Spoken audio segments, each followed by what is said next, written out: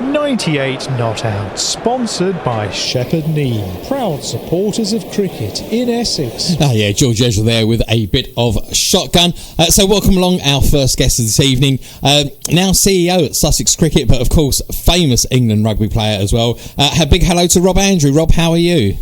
Yeah, good evening. Yeah, very well, thank you. How are you guys? We're fine. Can you hear us okay? Thank you. Yeah, very good, yeah. Excellent. So, yes, for our younger listeners out there who might just know Rob from being at Sussex, he was, before that, for us slightly more mature people, an absolute superstar in the rugby world. You're giving your age away, yeah. Oh, God, I am. I always try and tell the younger ones that I was the bloke before Johnny Wilkinson. Yeah, you were. It was a long time ago, so they had no idea. Well, I think Debs has got some questions. Grandparents normally know. Yeah, Debs has got some questions for you along those lines. But I just wanted to start off by taking you right back even before that. And I noted from doing a bit of research today that you went to Barnard Castle School. I did. How's your eyesight? I don't think it's ever had quite as much publicity. It's a lovely little market town, actually, if you want to go for a drive and walk. Long, crikey, that is a long time ago. That goes back way before. And actually, I met Rory Underwood when we were 11 at school. All right. And the under-12s together at school. First time we played rugby together, and ended up in the same house in the same school team, and went on and played. Quite a remarkable story as well, really. Barnard Castle is very famous. It is. Everyone knows Barnard Castle now. So that was school, but you went on to Cambridge, where you got Cambridge Blue in both rugby and cricket, and you got I think is there a first class century in amongst all that as well? Yeah, I did. I'm not sure whether I did any work there, because I spent all winter playing rugby and all summer playing cricket. Well, I had 3 fantastic years, I have to say. Just amazing time. In a period, I think, when, university sport, I'd look at things have changed over the last 25, 30 years in terms of sort of university sport. But, just take cricket as an example, which I sort of played in the summer, captained the cricket team. And I played against the touring 85 Aussies and the touring 84 West Indian cricket teams. Can you imagine that? What that was like? Amazing. I don't think I want to. But it just in a way, just don't give my age away, just a different era. But, I played against Alan Border's 85 Aussies and played against the West Indies for a combined Oxford and Cambridge team at the Parks in Oxford in 1984. Desmond Haynes, Paul Garner, and just amazing as a kid out of school, doing that stuff and being sport mad, which I am, and watching the West Indies on the telly now, just incredible experiences, to be honest. Yeah, and I think you're right, and I think sport not just education and university, but sport as a whole has moved on a hell of a long way since the days you're talking about, hasn't it? I mean, I was. I've had a career in the city, and it was quite a common thing to bump into people like Peter Winterbottom and Eric Peters, who had jobs there when they weren't playing rugby. Yeah, well, that's again sort of this generation, or not just this generation, but we all played our international sport as the rugby players in the late 80s, early 90s as amateurs. Yeah. So that England team of Will Carling and Rory Underwood, and Jerry Guscott, Brian Moore, Winterbottom, all of those Ricky guys, Skinner. Dean Richards. Absolutely. Just, we all had jobs, and we trained on a Tuesday and a Thursday night, and we were lucky enough, we had to play for Wasps or Harlequins or, Toulouse, Saracens, Blackheath, wherever we were in London. And we were the lucky ones that went on and played international rugby for a 10-year period, but as amateurs. It was just, and you'd say that now to some of the modern rugby players, and they just look at you as if you're mad, trying to hold down a job. And look, it was an amateur sport across the world, so it was all relative, wasn't it, as to what we were doing? But we were still playing in World Cups, playing in front of 60,000, 70,000 people at Twickenham during the Five Nations or whatever. So actually looking at that now, for myself, I've interviewed quite a lot of rugby players about life after rugby. Would you therefore say you are actually in a much better position than them? Because you presumably had your career on the go before you finished playing rugby? Yeah, I think it's a great question, and I think it's quite an interesting one for all modern sports people who ultimately have to commit everything to the sport because the standards of professionalism are so much, they are so much higher than they were. We thought we were training hard and we thought we were pretty good, we did our best, but we weren't full-time athletes. But you're right, our priority was actually getting a job. Our priority was our non-rugby life, if you like, because that's what we had to do. There was no money in the sport, but what it did do, and looking back on it now, it just prepared us for life after our playing careers. And I think that's one of the biggest challenges for young sports people now, is how do they prepare themselves for what is going to come afterwards. And I think that's really difficult. And it's hard for them to sort of get their heads around it as, young 20 mid-20s to work out that actually this isn't going to last forever, because they all think it will, and there's a lot of life left once you can't you can't play sport at the top level. And of course, rugby. You're actually. I interviewed Will Skinner actually, and he lifted the trophy with Harlequins, and then in the May, and I think the very next game in September, he had his career finishing injury. Yeah. Luckily, he'd been doing a business degree, so it was actually quite well set up. It's hugely important, and I think all sports try. The players' associations across all the sports really try hard to make the players understand. And actually, ex-players are probably the best at selling the message. Those that have actually gone on and either struggled, which a lot do, or have done, have moved on and transitioned into their sort of new life. I think they're the best ambassadors to go back to young professionals and give them the message, because a lot of the time they don't really want to hear it from the players' associations or the directors of cricket or rugby or chief executives. They sort of just look at you and go, yeah, right. But actually, when they've got some ex-players who come back and say, this is really tough and you need to think about it and prepare for it, which I think is happening a lot more, but it's still not easy. I would hope so. I now have to ask you, having looked at your background, so your top first-class score was 101, interestingly, against Nottinghamshire. What made you play rugby over cricket, at the higher level? Because I wasn't really a very good cricketer, to be honest. Really? Better than anyone else. You did all right against Nottinghamshire. Yeah, no, but those that played with me and against me will know that my any hopes of a professional cricket career wouldn't have lasted very long. So actually, rugby sort of came along, and again, this is another one of those bizarre situations. So I was still in my final year at university at Cambridge when I was first played for England. So I played in the Five Nations because it was the Five Nations back in the mid-'80s. Italy weren't part of it until 2000. In my final year at university, in the February-March of 85, I was in my final year at Cambridge and was picked to play in the Five Nations. So one minute, I'm in the bar at the college at St John's College in Cambridge with my university mates, and then the next minute I'm playing for England at Twickenham in the Five Nations, and it was just a different world. So I was already playing international rugby while still at university. It's quite incredible. So you obviously played for Wasps for many years, but with an interlude in Toulouse for a year there, how did that happen? Yeah, again, it was one of those situations that came up just through meeting people.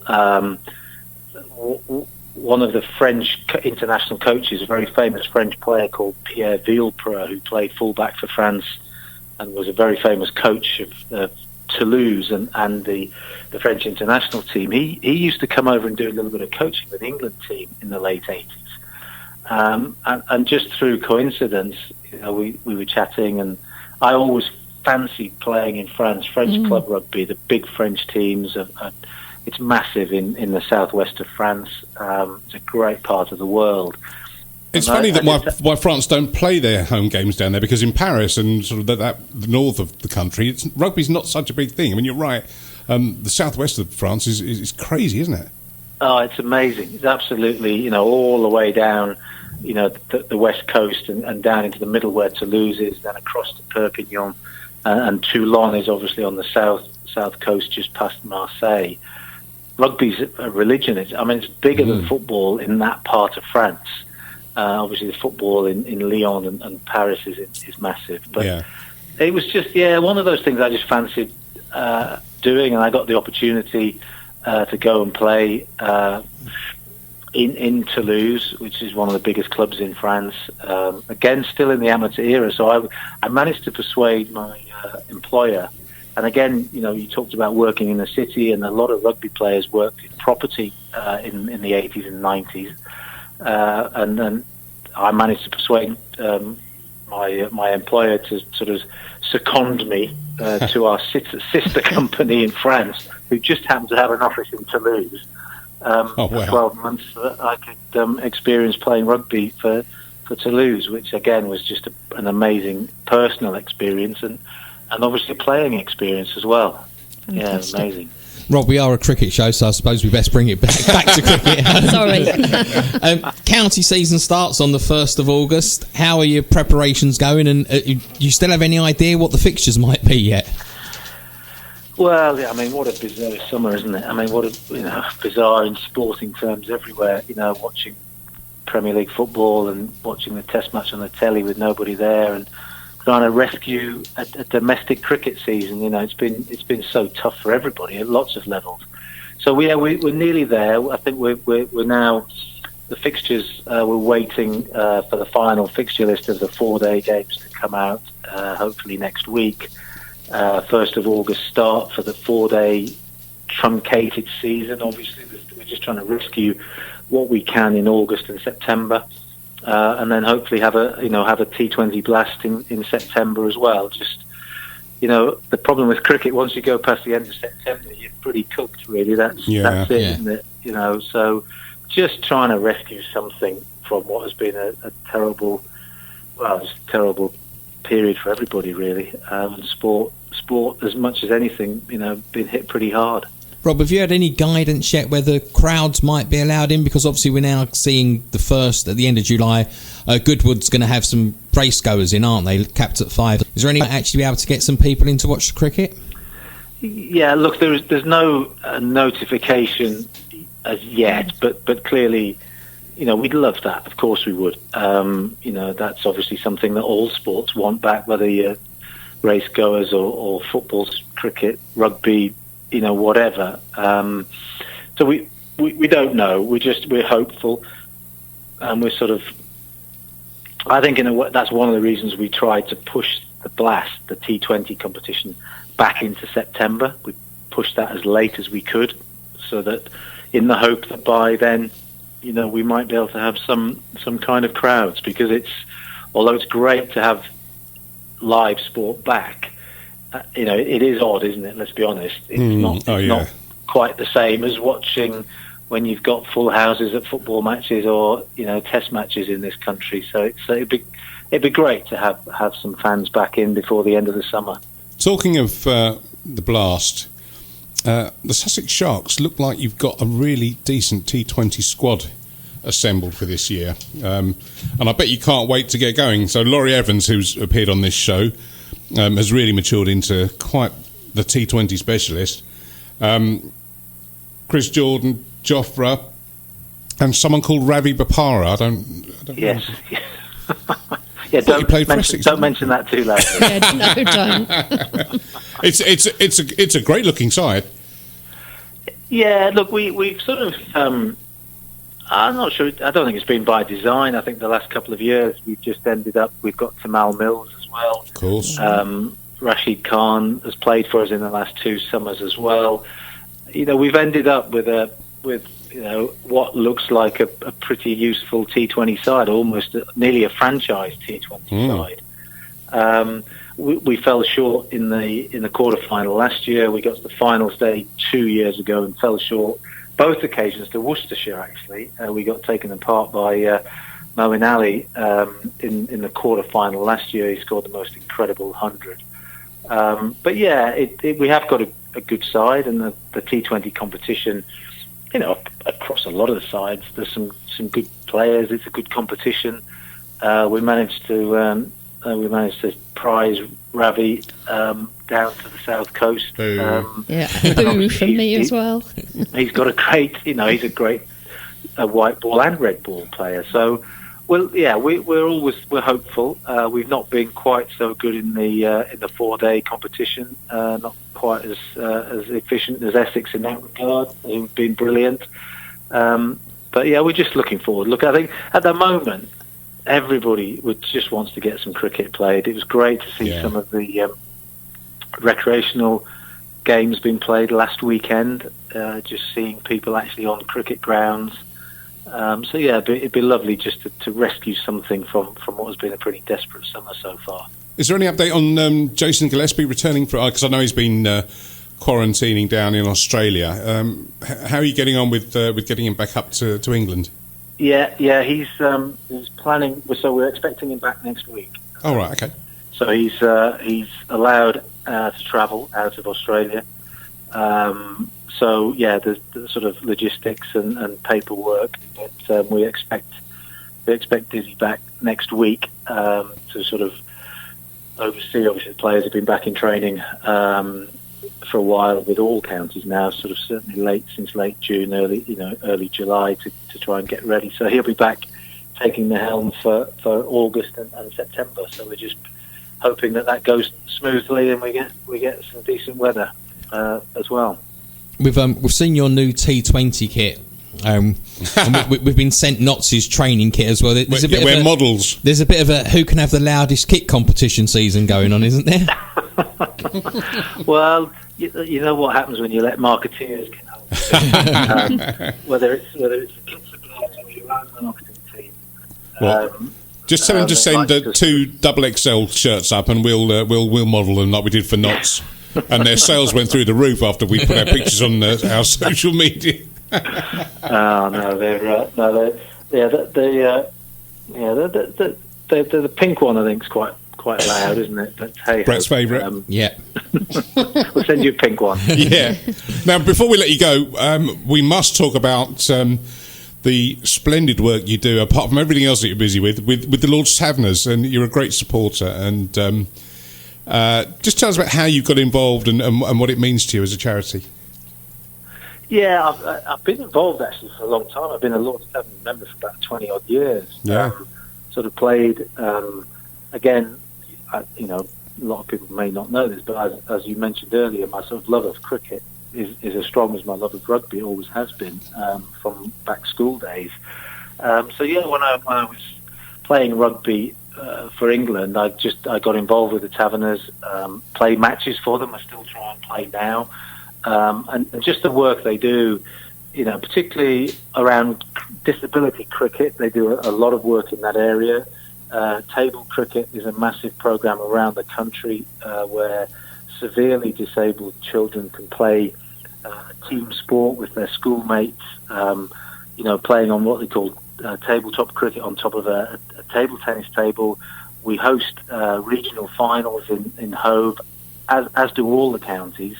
And these school kids get a chance to win regional finals and get a trip up to Lords to play the national finals at Lords. That's just one example of some of the great work that the Taverners do, just around trying to find ways of giving disadvantaged and disabled children a chance to get involved in sport, which we are so lucky and so privileged to be able to do what we do, and to be able to give something back to people who are far, far less fortunate than us. And there's some great people involved in it. It's a lot of fun as well. I won't deny that. Some good nights out and some good cricket matches with one one or two of the old guard of Andy Caddick and Paul Pritchard and Gladstone Small and people like that who get involved Mr. in the Gower. charity as well. It's just a wonderful charity. And Mervyn Ramsey as well is one of the great stalwarts. And one of the great. I was just about to mention Mervyn's. I'm not for his. No, not his. No, or his ball. I'm not sure what qualities. No, Merv's the commercial director at the Taverners, and puts a huge amount into programs. It's full of. It's been going along 70th. I mean, that's quite a sad thing for the Taverners this year. It's the 70th birthday of the Taverners this year. So obviously a lot of the plans for a big 70th birthday have obviously been put on hold a little bit because of what's going on.